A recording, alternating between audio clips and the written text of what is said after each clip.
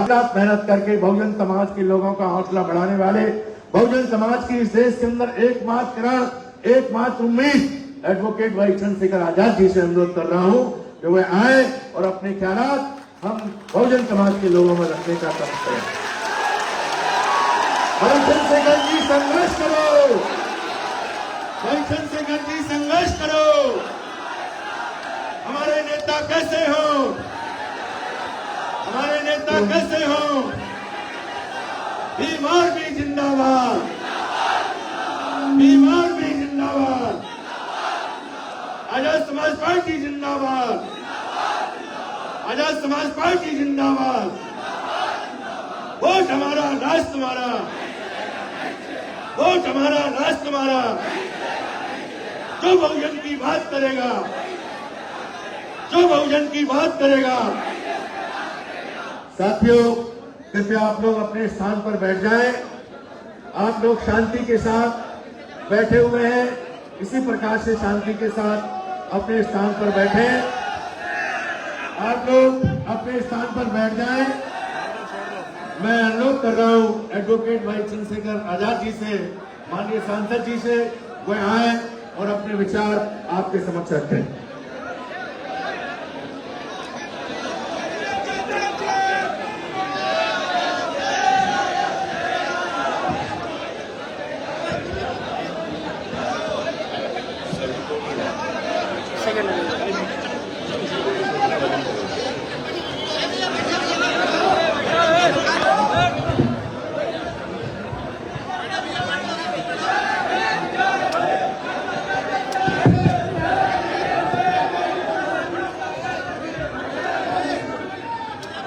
जय भीम, जय भारत, जय संविधान। नमस्कार, आदाब, सत श्री अकाल।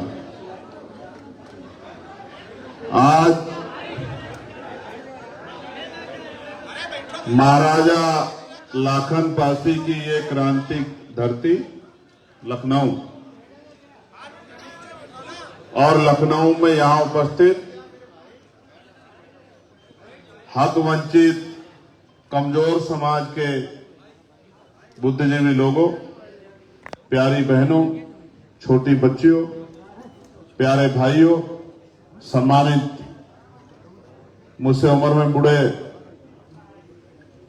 सम्मानित साथियों, भीम आर्मी आजाद समाज पार्टी के कार्यकर्ताओं, नेताओं, पदाधिकारियों, आप सभी का बहुत बहुत स्वागत है। आपने मुझे इस कार्यक्रम में यहां बुलाया, और जब से मैं कार्यक्रम में आया हूं, मैंने बहुत अच्छे विद्वानों की बातों को यहां सुना। मैंने उनमें से कुछ बातों को नोट भी किया है। मैं अपने विद्वान साथियों को यह भरोसा दिलाना चाहता हूं, उनके द्वारा की कही गई हर एक बात को हम लोग अपने पार्टी के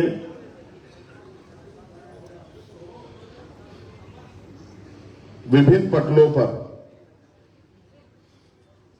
लागू कराने का और उन विचारों को संकलित करने का काम हम लोग करेंगे। इस बात का मैं आपको विश्वास दिलाता हूं।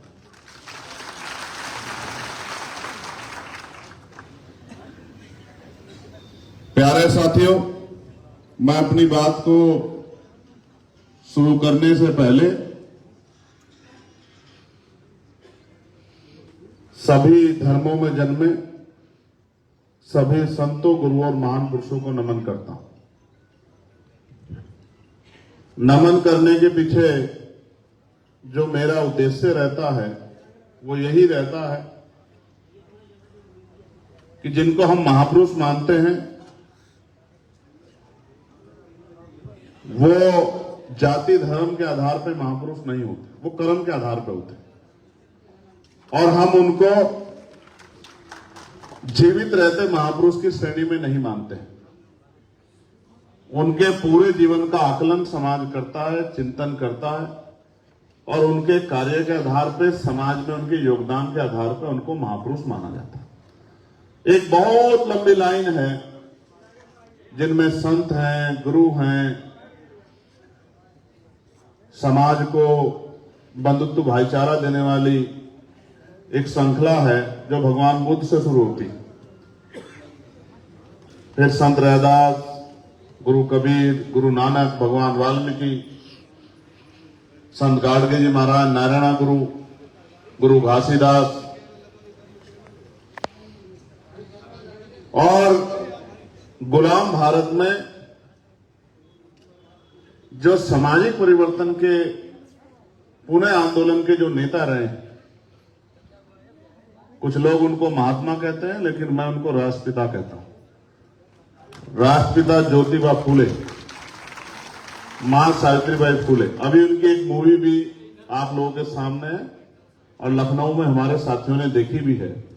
वो मूवी जब आप देखेंगे तो बहुत सारी दर्पण जो है, चित्रण आपके सामने स्पष्ट हो जाएगा कि इस देश की सामाजिक व्यवस्था क्या है और इस देश की सामाजिक व्यवस्था को बदलने के लिए कितना प्रयास करना पड़ा।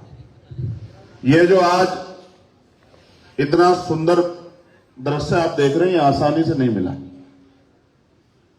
उनके बाद आरक्षण के जनक छत्रपति साहू जी महाराज जो सामाजिक न्याय के पुरोधा थे, फिर डॉक्टर बाबा साहब अंबेडकर जिन्होंने नारियों को, कमजोर वर्गों को, हाशिए पे गिराए गए, दबाए गए लोगों को मान सम्मान का जीवन दिलाने के लिए भारतीय संविधान के को रचने का काम किया, लिखने का काम किया। ऐसे बाबा साहब अंबेडकर जो सिर्फ भारत में नहीं पूरी दुनिया में जिनका मान सम्मान है, क्योंकि मैं अभी यूएस ट्रिप से लौटा हूं और अभी मैं एक और ट्रिप पे जाऊंगा 2 दिन के लिए। वहां सब जगह पर वो बाबा साहब अंबेडकर की जयंती का कार्यक्रम करते हैं। आप ये समझिए कि दुनिया में रहने वाले लोगों पे कहां समय है, लेकिन मेरे जैसे व्यक्ति को वो यहां से बुला के चाहते हैं कि मैं उनके आने वाली पीढ़ियों को बाबा साहब अंबेडकर के बारे में बताऊं। तो आप समझिए कि बाबा साहब अंबेडकर का कद इस देश में कितना बड़ा। फिर सामाजिक परिवर्तन किसी एक प्रदेश, देश का एक एरिया तक सीमित नहीं है, वो एक बहुत बड़ा श्रृंखला है जिनमें हम जननायक कर्पूरी ठाकुर को, बाबू जगदेव प्रसाद कुशवाहा को भी देखते हैं, जिनमें हम महामना रामसु वर्मा जी को भी देखते हैं, चौधरी महाराज सिंह भारती को भी देखते हैं, सर छोटू राम को भी देखते हैं, ईवी पेरिया रामानायकर स्वामी को भी देखते हैं, प्यारेलाल यादव को भी देखते हैं। बाबू जगदेव प्रसाद कुशवाहा जी के मैं जीवन से बड़ा प्रभावित हूं, क्योंकि एक आंदोलन में उनको गोली लगी थी और जब मैं अपनी गोली को याद करता हूं तो उनका जीवन मेरे बहुत याद आता है। बाबू शिवदयाल चौरसिया जी को, संत राम बी प्रजापति जी को, कोतवाल धन सिंह गुर्जर जी को, विजय सिंह पथिक जी को, मान्यवर दीना भाना वाल्मीकि साहब को और मेरे राजनीतिक गुरु मान्यवर साहब काशीराम जी को भी मैं यहां श्रद्धा के सुमन अर्पित करता हूं, जिनको पढ़ने के बाद मेरे जीवन में एक बहुत बड़ा बदलाव हुआ। और क्योंकि आज 1 जून है, तो 1 जून 1968 में अर्जक संघ की स्थापना हुई थी और आज 1 जून हम लोग सेलिब्रेट कर रहे हैं। ये कार्यक्रम 1 जून में रखने का कारण ही ये था कि हम इतने बड़े पैमाने पे अर्जक संघ के जो प्रमुख हैं उनको सबको याद करें, जिन्होंने अपने जीवन का अपना जीवन बलिदान किया समाज में वैज्ञानिक दृष्टिकोण लाने के लिए, समाज में चिंतन लाने के लिए। तो अर्जक संघ का स्थापना दिवस है, उसको भी हम लोग सेलिब्रेट करते हैं। और आज मेरे भाई का बर्थडे भी है, नीरज पटेल जी का, ये भी बहुत अच्छी बात है। मैं उनके बर्थडे को भी जो है हम आज यहां मंच से सेलिब्रेट करते हैं। प्यारे साथियों, मैं अपनी बात को शुरू करते हुए महाराजा बिजली पासी जी को भी याद करूंगा। मैं धन्यवाद दूंगा अपने प्रदेश के अध्यक्ष जी का, प्रदेश के महासचिव जी का, प्रदेश के और अन्य जिम्मेदार साथियों का जो इस मंच पर उपस्थित हैं, हमारी बहनें और ये जो बुद्धिजीवी समाज आज यहाँ इकट्ठा हुआ है, बागभूषण जी, बहुत सारे साथी, अशोक वर्मा जी, सूरज कुशवाहा जी, मैं सभी के नाम उस तरह से नहीं, मुनेश भाई, सभी के नाम उस तरह नहीं जानता, मगर मैं मानता हूं कि जो अगली पंक्ति में है या इस मंच पे तीनों चारों पंक्तियों में है, वो समाज का बुद्धिजीवी तबका है। मैं उन सबका बहुत बहुत सम्मान करता हूं। हमारे इस कार्यक्रम के आयोजक मंडली में हमारे मुख्य मंडल प्रभारी सौरभ किशोर जी, अमित गौतम जी, अरविंद राजवंशी जी, छोटे भाई अनिकेत धानुक जी, श्री कृष्ण जाटव जी, डॉक्टर संतोष जी, आदिल नसीम जी, सोहेल सिद्दीकी जी, अनीस गाजी जी, विजय सिंह जी, मैं इनका भी आभार प्रकट करता हूं जो हमारे मंडल के प्रभारी हैं।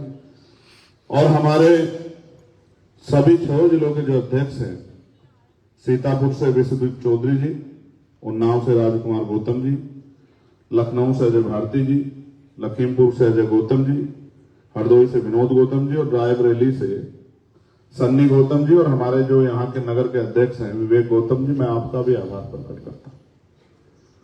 प्यारे साथियों, बात को आगे बढ़ाते हैं। प्रभु जन सम्मेलन ही क्यों? कोई और नाम भी हो सकता था। प्रभु जन सम्मेलन ही क्यों? तो प्यारे साथियों, जो परिवार का जिम्मेदार व्यक्ति होता है उसको भूतकाल, वर्तमान और भविष्य पे ध्यान रखना पड़ता है। भूतकाल में जो हुआ है, पिछला आंदोलन क्यों फेल हुआ, इस बात पे, वर्तमान में जो चल रहा है इस बात पर, भविष्य में क्या होगा इस बात पे ध्यान रखना परिवार के मुखिया के, एक नेतृत्वकर्ता की और किसी भी संगठन, किसी भी मूवमेंट के आखिरी कार्यकर्ता की जिम्मेदारी होती है। हम लोग जब बैठे थे, एक दिन हमारी कोर कमेटी ने चर्चा की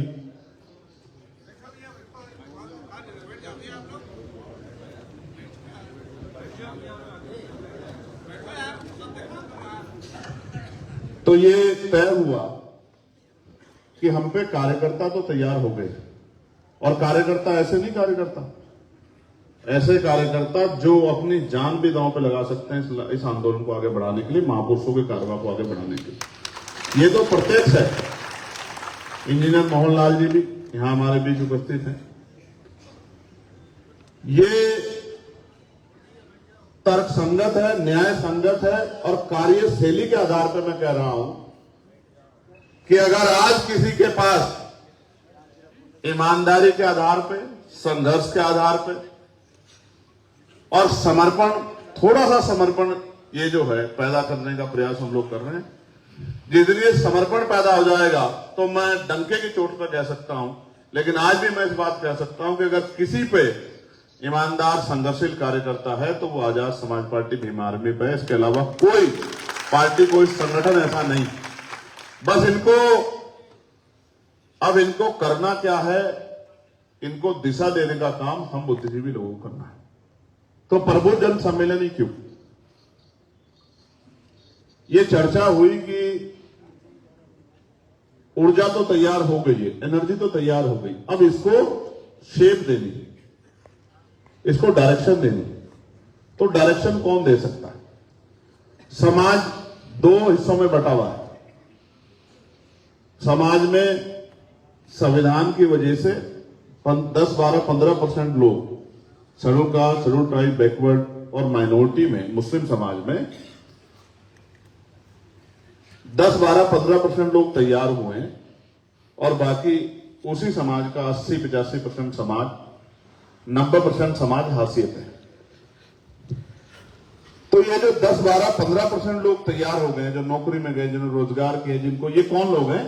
जिनको दोनों टाइम का भोजन आसानी से मिलता है, जिनके पास पहनने के लिए अच्छे कपड़े हैं, जिनके पास चलने के लिए साधन है, जिनको अगर वो 10 दिन काम पे ना जाए तो ये दिक्कत नहीं होगी कि घर में रोटी कहां से आएगी, कपड़ा कहां से आएगा, फीस के पैसे कहां से आएंगे, तेल के पैसे कहां से आएंगे। ये 10, 12, 15% समाज जो तैयार हुआ, ये जो समाज को दिशा दिखाने का काम करता है। और एक 80-85% समाज वो है जो सुबह उठता है, खेतों में काम करता है, फैक्ट्रियों में काम करता है, कंपनियों में काम करता है, बिल्डिंगों में काम करता है, मैला उठाता है, तमाम तरह की मुसीबत वो करता है, कुछ की दुकानों पे काम करता है और सुबह जाता है, पूरे दिन मेहनत करता है और थका हारा शाम में घर आता है और आके जो जिस तरह का भोजन तैयार हुआ है उसको खा पी के और सो जाता है। उसको नहीं पता देश में क्या चल रहा है, स्टेट में क्या चल रहा है, दुनिया में क्या चल रहा है, हम इकोनॉमिक रूप से कहाँ हैं, हम सांस्कृतिक रूप से किस तरफ बढ़ रहे हैं, हम धार्मिक रूप से किस तरफ बढ़ रहे हैं, हम एजुकेशन में कहाँ हैं, हम हंगर स्ट्राइक में कहाँ। उसको कोई मतलब नहीं इन सब चीजों से। उसको एक ही चीज पता है कि हम पैदा हो गए और वो ये सोचता है कि हम पैदा हो गए, किसी तरह से हमारा जीवन पूरा हो जाए बस, और हम वापस जो है जहां से आए वहां चले गए।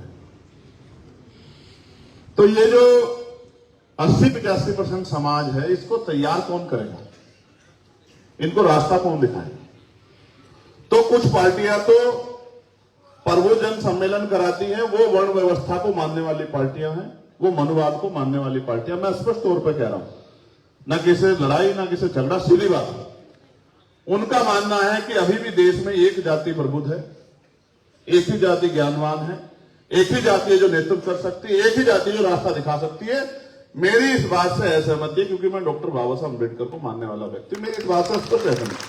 मैं मानता हूं कि जब रेस की लाइन एक होगी और फिर आप कंपटीशन करा लो, फिर आपको पता लगेगा कि कौन बुद्धिजीवी है, कौन प्रबुद्ध है, किसमें कितनी क्षमता है। अभी तो देश गैर बराबरी की जड़ों में जकड़ा हुआ है। मैं आपको उदाहरण बताता हूं, ताजे उदाहरण, 4-5 दिन पुराने उदाहरण। मेरी 4 बच्चियों से बात हुई है, एक रैगर समाज से थी, एक वाल्मीकि समाज से थी, 2 जाटो समाज से, राजस्थान में। हाई स्कूल या 10th का उनका रिजल्ट आया भाई, नंबर 99.83, 99.53, 95.67, 93.64। और मैंने उनके घर के हालात देखे, एक बच्ची के फादर सरकारी नौकरी में, बाकी 3 हाशिए में हैं। एक के फादर प्राइवेट जॉब करते हैं, एक बच्ची उसके फादर छोटा मोटा वहां काम करते हैं, और एक बच्ची जब किसकी कल मुझसे बात हुई, उसके फादर नहीं है। मैंने उससे पूछा कि बिटिया पापा क्या करते हैं, तो वो रोने लगी। तो मुझे लगा कि कुछ हुआ है, तो मुझे पीछे से किसने कहा कि इसके पापा नहीं। तो मैंने पूछा मां क्या करती है, और फिर भावुक हुई। मुझे ये अंदर भय हुआ कि भाई क्या पता मां है या नहीं है। तो पता लगा कि मां जो है वो सफाई कर्मचारी का काम करती। अब आप ये महसूस करके देखो, मैं उसी घर को दर्पण बनाता हूं जिसकी मां सफाई कर्मचारी का काम करती है और सुबह मैला उठाने के लिए लग जाती है, और वो मुझे पानी लेना, शाम के समय लौटती है। उस परिवार की शिक्षा दीक्षा की जिम्मेदारी कैसी होगी? जिसके फादर ना हो उसकी क्या हालत हो गया, सोचो। मुझे उस बेटी पे इतना गर्व हुआ और मैंने उसको कहा कि मैं जल्दी तुझे दिल्ली बुलाऊंगा और मुझे जो करना है मैं वो करूंगा और बच्चों के लिए। मेरे दिल में इच्छा है। प्यारे साथियों, ये उदाहरण है कि इतने अभाव में रहते भी वो चैलेंज कर रहे हैं उनको जो कहते हैं कि हम प्रबुद्ध हैं। 99.83% का नंबर मतलब समझते हैं हम? मुझे लगता है शायद कोई एक शब्द उससे गलत लिखा गया होगा, बस आप एहसास करके देखो। और मैंने तो उसको ये भी कहा कि बेटा जितना तुम्हारे दोनों बार में जुड़ गया, हमारा जितना तुम्हारा एक बार में, हम तो 2 बार में भी नहीं आए। आप महसूस करके देखो, रेस की लाइन एक नहीं है, बराबर सुविधा सम्मान नहीं है। अगर बराबर सुविधा सम्मान होता तो मैं गारंटी दे कहता हूं कि 100 में से 100% नंबर लाने का काम वो चारों बच्चियां करती, अगर बराबर सुविधा सम्मान हो। तो प्यारे साथियों, इसलिए हमने प्रबुद्धजन सम्मेलन बुलाए कि समाज का जो तैयार तबका है, बुद्धिजीवी तबका है, जो जिसको पेट जिसका भरा हुआ है, जो देश को देख रहा है, प्रदेश को देख रहा है, वो उसको हम ये आग्रह कर रहे हैं कि भाई अब आप आ जाओ और इस तैयार हुए लोगों को दिशा दिखाने में हमारी मदद कराओ। आप महसूस करके देखो, इनकी हिम्मत देखो। और सराहो मेरे साथ इनकी हिम्मत को। मोटरसाइकिल में तेल अपना गिराते हैं, ना धूप देखते हैं, ना छांव देखते हैं, ना दिन देखते हैं, ना रात देखते हैं, ना कोई तनख्वाह मिलती है, ना कोई भविष्य की कोई योजना है।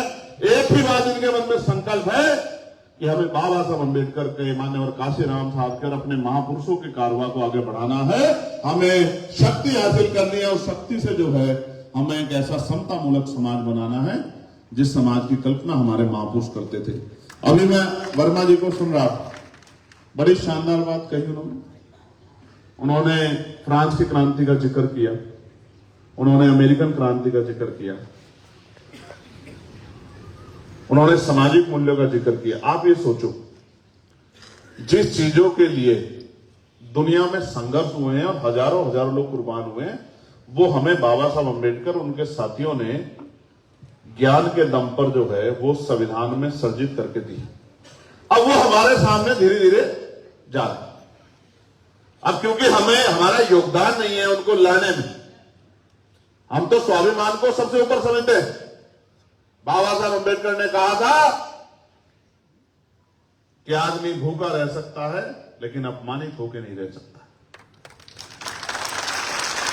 आप भी, चाहे आप गांव में रहते हो, शहर में रहते हो, गली में रहते हो, महल में रहते हो, झोपड़ी में रहते हो, हर व्यक्ति अपने ऊपर इस बात को लेके बताए और अपने मन से हाथ उठा के मुझे बताए अगर मेरी बात आपको सही लगे कि अगर जिस जगह वहां आपका अपमान होता हो, क्या आप वहां दोबारा जाना पसंद करते हैं? बताओ ईमानदारी से,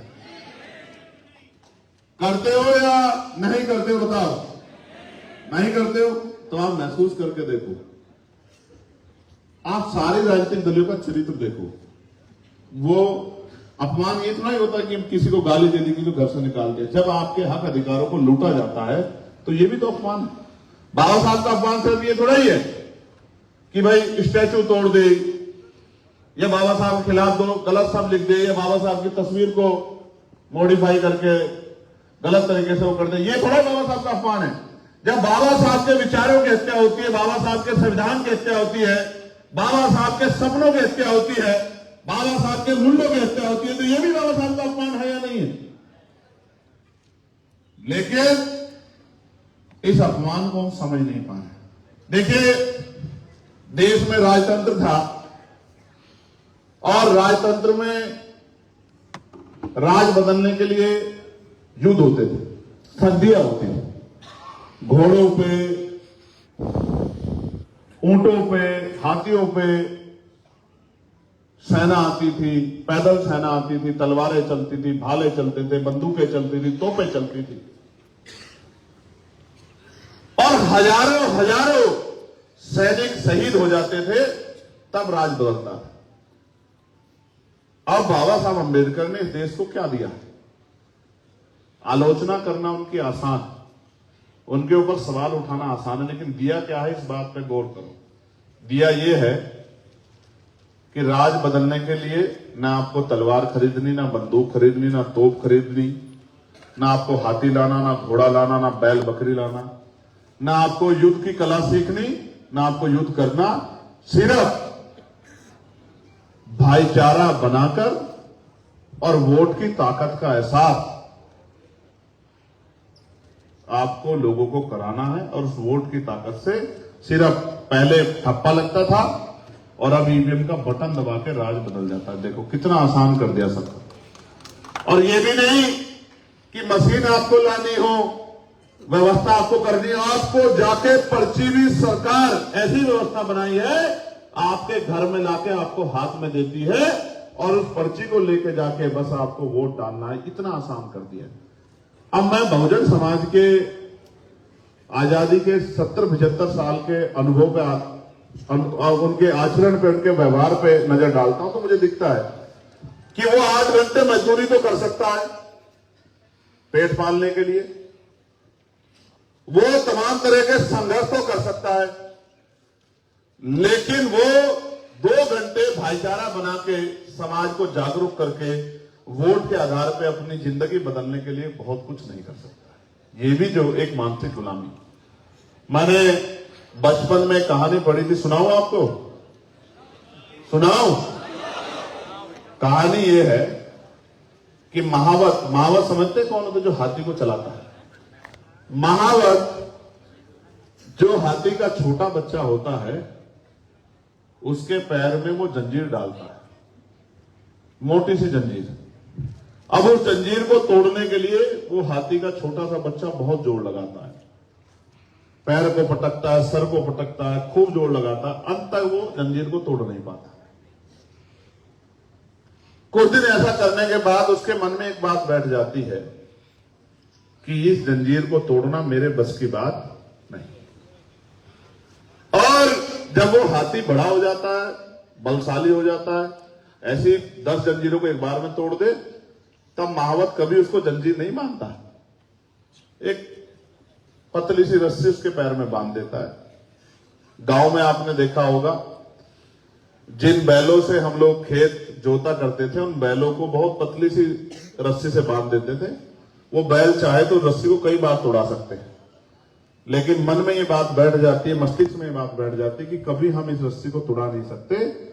इस गुलामी की बेड़िया जब गहरी हो जाती है, उसका असर ये होता है कि कभी वो हाथी या वो बैल उस रस्सी को तोड़ाने का प्रयास करता ही नहीं। जैसे रस्सी बंधी उसको एहसास हो जाता है कि ये तेरे बस की बात नहीं। ऐसे आपको ये एहसास हो गया कि आजाद भारत में भी गुलामी की बेड़िया काटना, राजकाज लाना आपके बस की बात नहीं है।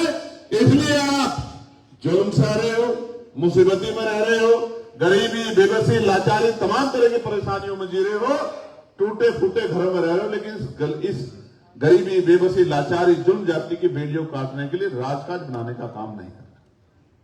तो मैं जिनको नेता मानता हूं, मान्यवर साहब काशीराम, मैं उनसे ये भी सीखता हूं कि तमन्ना अगर सच्ची हो तो रास्ते हजार होते हैं, और तमन्ना अगर झूठी हो तो बहाने हजार होते हैं। प्यारे साथियों, हम सच्ची तमन्ना के साथ समाज में निकले। उन्होंने ये भी कहा कि मुर्दा लोग मिशन नहीं चलाते और जिंदा लोग मिशन को रुकने नहीं देते। मिशन किसी व्यक्ति का मोहताज नहीं है, मिशन विचारों के आधार पर चलता है, विचारधारा के आधार पर चलता है।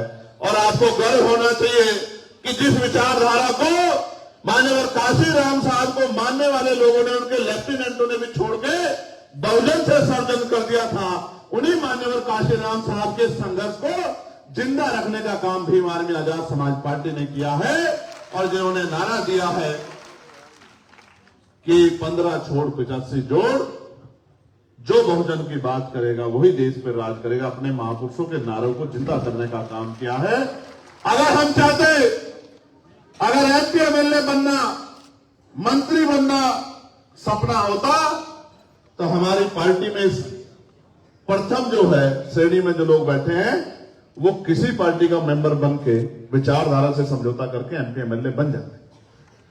लेकिन एमपी एमएलए बनना लक्ष्य नहीं था, अपने पूर्वजों के अधूरे सपने को पूरा करना और महापुरुषों के उस विचार को, मानवतावादी विचार को जिंदा रखना हमारे कर्तव्य है। बेटे होने के नाते, उस परिवार के का वंश होने के नाते हमारी जिम्मेदारी है कि हम अपने महापुरुषों के अधूरे कार्यों को पूरा करें। इसलिए हमने दल बनाया, और दल हमने किससे प्रेरणा लेके बनाया? दल हमने मान्यवर साहब काशीराम साहब से प्रेरणा लेके बनाया। क्यों? आप महसूस करो, बाबा साहब अम्बेडकर ने अपने जीवन में कई सामाजिक संगठन बनाए, कई राजनीतिक दल बनाए। उनका पहला सामाजिक संगठन जो उन्होंने शेड्यूल कास्ट फेडरेशन बनाई।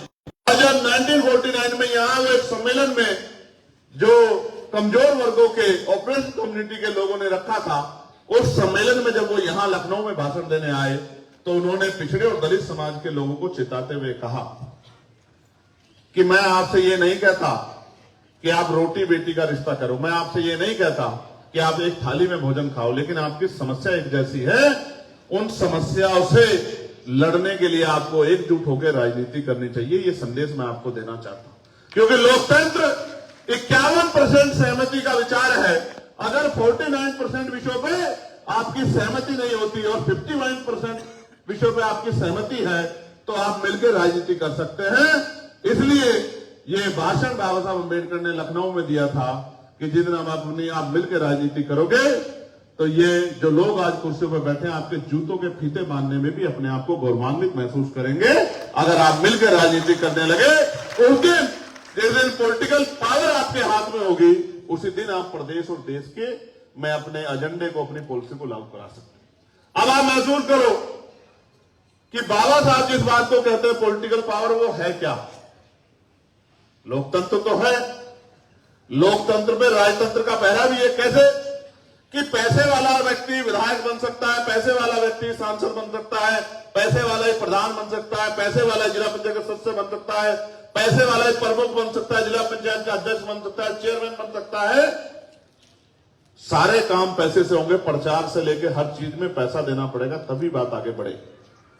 तो लोकतंत्र में राजतंत्र का, धनतंत्र का पहरा तो है कि पैसे का अधीन भारत में लोकतंत्र है, लेकिन अगर तरीके तैयार किए जाएं तो काम करने वाले लोगों को भी मौका मिल सकता है।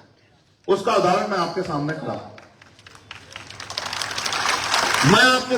उसका उदाहरण आप देखो। जहां 2024 के लोकसभा चुनाव में देश दो दलों में बटा हुआ था, क्या तो इस अलायंस को वोट करेंगे या इस अलायंस को वोट करेंगे, हमने 2 सीटों पे चुनाव लड़ा। एक नगीना में, जहां पार्टी के लोगों ने अपनी जेब से पैसा इकट्ठा करके, चंदा इकट्ठा करके, एक एक रुपया जुटा के, और मैंने भी गांव-गांव जाके माननीय काशीराम साहब के उस नारे को, कि एक वोट और एक नोट के नारे को मैंने आगे बढ़ाने का काम किया। तो उसी समाज ने, जिस समाज ने माननीय काशीराम साहब को ताकत देने का काम करता, उसी हक वंचित बहुजन समाज के लोगों ने मुझे वोट देकर, मुझे नोट देकर मुझे चुनाव लड़ाने का काम किया। और सिर्फ चुनाव लड़ाने का काम नहीं किया, ये जून का महीना बहुत महत्वपूर्ण है मेरे लिए।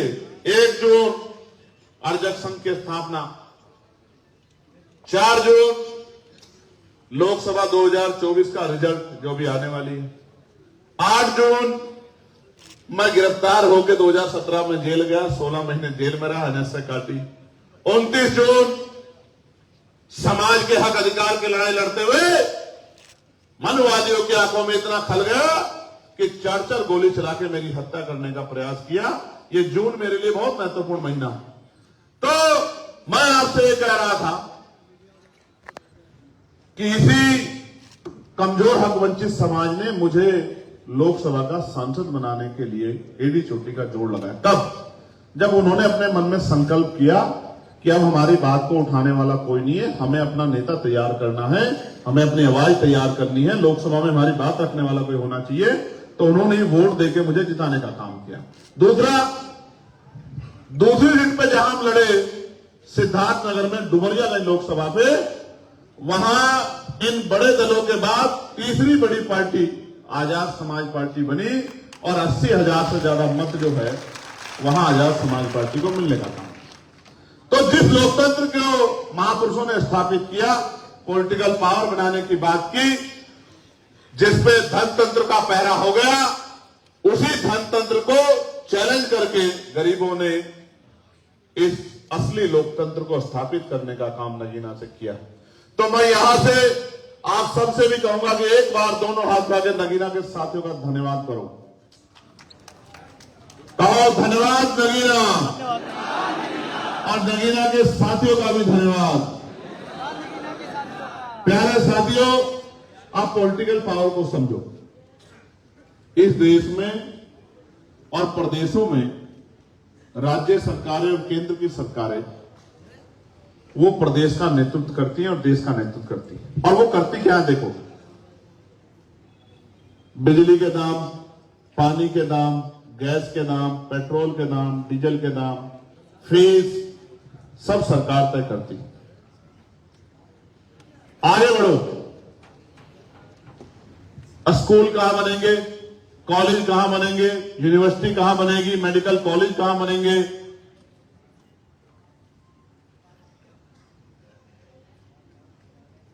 इंडस्ट्रियल एरिया, औद्योगिक क्षेत्र कहां लगेंगे, सरकार तय करती है।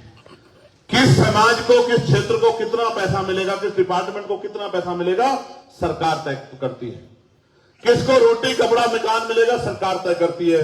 किस विभाग में नौकरी निकलेगी, कितनी नौकरी निकलेगी, ये सरकार तय करती है। आरक्षण के फॉर्मूले पूर्ण रूप से लागू होंगे नहीं होंगे, ये सरकार तय करती है। 69,000 शिक्षक भर्ती के बच्चे हमारे बैठे हैं, वो जानते हैं 20,000 पदों पे इसी सरकार ने डाका डाल लिया था, और यहां के नेताओं ने मुंह पे टेप लगा के उन बच्चों को पिटने के लिए यहां लखनऊ में छोड़ दिया था।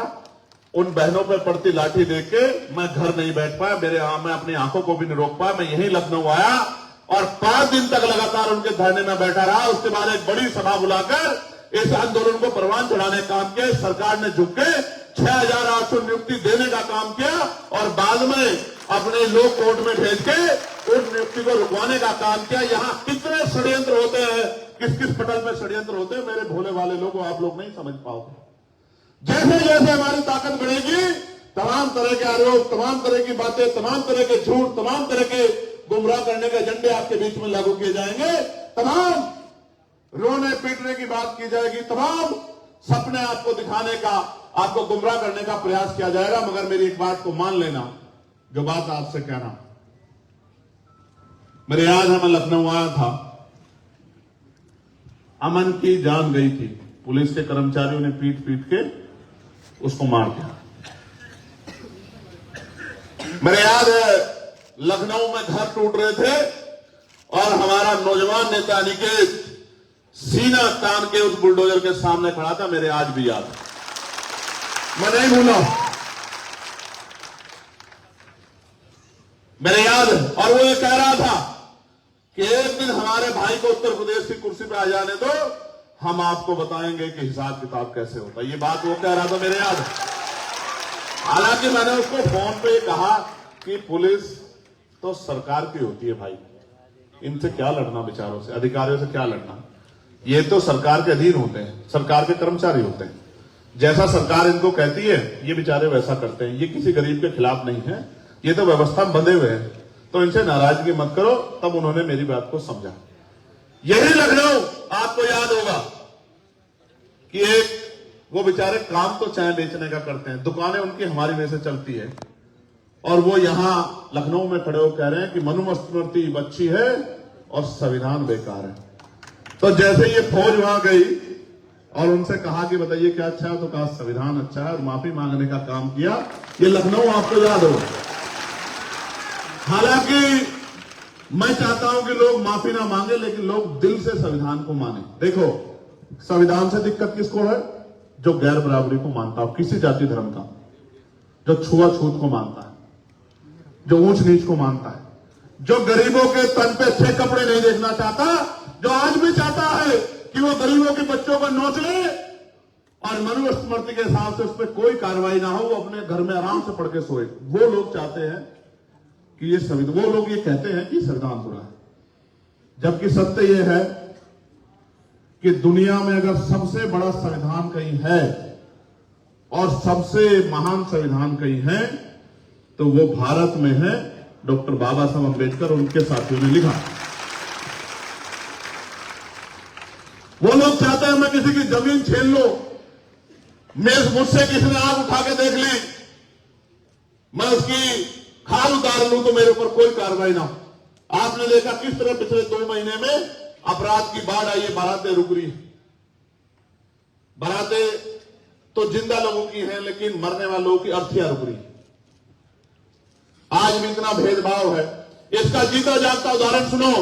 ग्वालियर में chief justice of Madhya Pradesh ने ऑर्डर किया था कि ग्वालियर में हाई कोर्ट में बाबा साहब अम्बेडकर की प्रतिमा लगनी चाहिए, और कहते हैं, सारे लोग कहते हैं कि न्यायपालिका की नहीं मानते हो, न्यायपालिका की नहीं सुनते हो, हम न्यायपालिका की मानते हैं। उन्हीं लोगों ने चीफ जस्टिस को मध्य प्रदेश के ऑर्डर को ना मानते हुए बाबा साहब अम्बेडकर की प्रतिमा को ग्वालियर के हाईकोर्ट में लगने नहीं दिया। वो ग्वालियर के हाईकोर्ट में बाबा साहब अम्बेडकर, जो पहले कानून मंत्री थे, जो संविधान के रचयिता थे, जिनको सिंबल ऑफ नॉलेज दुनिया में कहा जाता है, जो करोड़ों नारियों के, जो तमाम जाति धर्म की नारियां हैं, जो उनके मुक्तिदाता थे, उनकी स्टैचू नहीं चाहते, वो राजस्थान हाईकोर्ट जैसे मनु महाराज की स्टैचू वहां लगवाना चाहते हैं। ये फर्क है हम लोगों में और उनमें। हम न्यायप्रिय लोग, और वो गैर बराबरी को मानने वाले लोग हैं। आप महसूस करो, आज भी इतना जातिवाद, इतना भेदभाव, इतना अन्याय है। मैं आपसे पूछना चाहता हूं, जिस तरह से प्रदेश, उदाहरण है अभी बिजली विभाग, विद्युत विभाग को जिस तरह से निजीकरण की भेंट चढ़ाया जा रहा है, कर्मचारी आंदोलन कर रहे हैं, और कॉन्स्टिट्यूशन ये कहता है कि आप किसी को उसका पक्ष सुने बगैर आप उसको दंडित नहीं कर सकते। सरकारी कर्मचारी को आप यहां ऑर्डर निकाल रहे हैं कि अगर कर्मचारी हमारी बात नहीं सुनेंगे और वो आंदोलन करेंगे तो हम उनको नौकरी से निकालने का काम करेंगे। मैं चैलेंज करके सरकार को कह रहा हूं, एक कर्मचारी के खिलाफ कार्रवाई करके देखना, फिर आजाद समाज पार्टी आपको बताएगी कि संविधान की रक्षा कैसे की जाती है, संविधान पे हमला करने वालों से कैसे मुकाबला किया जाता है। प्यारे साथियों, निजीकरण उदाहरण है कि 1.5 लाख से ज्यादा नौकरियां इस विद्युत विभाग में schedule caste, schedule tribe, backward के लोग करते हैं। और बैकवर्ड में सिर्फ हिंदू बैकवर्ड नहीं है, मुस्लिम बैकवर्ड के लोग भी आरक्षण की वजह से नौकरी करते हैं।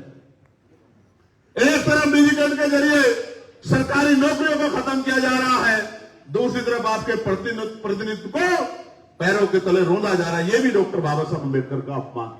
आप महसूस करके देखो, आज संविधान की वजह से, आरक्षण की वजह से, क्योंकि मैंने गैर बराबरी का स्तर आपको बता दिया है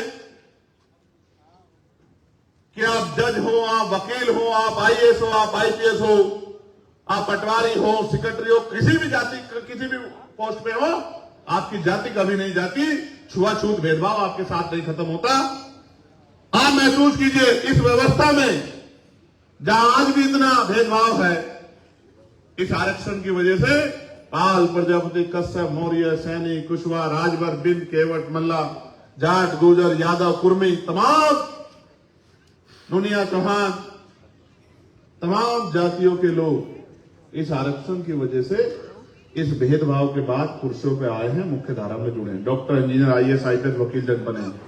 और उसके साथ चमार, वाल्मीकि, पासी, धोबी, कोरी, खटीक, तमाम जितनी जातियां शेड्यूल कास्ट की उत्तर प्रदेश में 66 जातियां, वो सब लोग अगर इस भेदभाव के बाद आगे बढ़ने का अवसर उनको मिला है, नौकरी रोजगार मिला है, तो इस आरक्षण की वजह से मिला। एक तरफ ये 33% आरक्षण महिलाओं को देने का काम जो है, उस बिल को पार्लियामेंट में पास कराने का काम करते हैं। एक तरफ ये 2019 में आरक्षण के विरुद्ध ईडब्ल्यूएस लाके, मैंने आपको कहा था कि आपको नेता पहचानना हो तो उसके कर्मों के आधार पर पहचाने, उसकी जाति के आधार पर नहीं। आप महसूस करके देखो, जितने पढ़े लिखे लोग हैं इस मंच पे, मेरी बात को एकदम हाथ करके नकार देना अगर मैं गलत बोल रहा हूं। क्या ईडब्ल्यूएस संविधान सम्मत है? बताइए, मैं गलत तो नहीं कह रहा हूं। ईडब्ल्यूएस संविधान में आरक्षण का प्रावधान क्या आर्थिक आधार पर है? तो ईडब्ल्यूएस जब लागू और हमारे नेताओं ने हाथ खड़े करके उसका समर्थन किया, तो बताओ वो संविधान पे हमला था या नहीं था? बताओ। और मैं कहता हूं कि आजाद भारत में संविधान पे इससे बड़ा हमला नहीं हुआ होगा, क्योंकि कमजोर वर्गों के बहुत सारे हिस्से को लूटने का काम इसके पीछे दरवाजे से किया गया है। अगर आप नहीं जानते तो आज का बैकलॉग उठा के देख लो, आपको पता लग जाएगा कि पहले जिस बैकलॉग से हजारों बच्चे नौकरी लगते थे, आज वो चीर हो गया है। पहले गांव से हर साल कुछ बच्चे पटवारी बनते थे, कुछ बच्चे सेक्रेटरी बनते थे, कुछ लोग अर्धसैनिक बलों में जाते थे, आईटीबीपी में, सीआईएसएफ में, सीआरपीएफ में, एसएसबी में, कुछ बच्चे टीचर बनते थे, कुछ बच्चे पुलिस में जाते थे, कुछ रेलवे में जाते थे। अब बताओ, कोसों कोसों दूर भी नहीं पता लगता किसी का बच्चा रोजगार पे लगा है। और दूसरी तरफ अपने पूंजीपति मित्रों को खुश करने के लिए सरकार सारे इंतजाम कर रही है। मैं ये बताना चाहता हूं, जब मैं भविष्य की तरफ देखता हूं और मैं बुद्धिजीवियों की तरफ देखता हूं, तो मुझे महसूस होता है कि हो सकता है आने वाले 10 साल के बाद सरकारी नौकरी नाम की चीज भी ना रहे। और जिस दिन सरकारी नौकरी चली जाएगी, आप मेरी बात को याद रखना, फिर आप थाने में, कचहरी में, किसी दफ्तर में न्याय मांग ले जाओगे तो न्याय की जगह आपको जूते लगने का काम होगा, क्योंकि आज सब कुछ होते हुए न्याय नहीं मिलता। आपने देखे क्या हाल है? उत्तर प्रदेश की सामंतवादी सरकार क्या कर रही है? कितने लोग, कल एक वीडियो वायरल हो रहा था, एक अध्यापक को, वो वीडियो तो पुराना 2018 का, पुलिस के लोग थाने में पीटने का काम कर रहे थे। कितने ऐसी जगह जहां रेप होने के बाद, हत्या होने के बाद, और मैं तो गजब की बात पढ़ रहा हूं, पिछले 3-4 घटना ऐसी हुई जिसमें मार के लटका दिया गया और पुलिस ने उसका खुलासा किया है कि उसने खुदकुशी कर ली। और कोई अगर परिवार का व्यक्ति पूछ रहे कि तथ्य क्या है साहब, किस आधार पे, तो पुलिस के लोग बुर्रा कहते, बताऊं तुझे अभी तुझे जेल भेज दूंगा। और बेचारे गरीब लोग चुप हो जाते हैं कि जेल ना जाना पड़ जाए। कई ऐसे मामले हैं जिनमें पुलिस की पिटाई से लोगों की जान गई और उनपे एक ही लाइन लिखी आती है अखबार में कि सीने में दर्द होने से जान गई।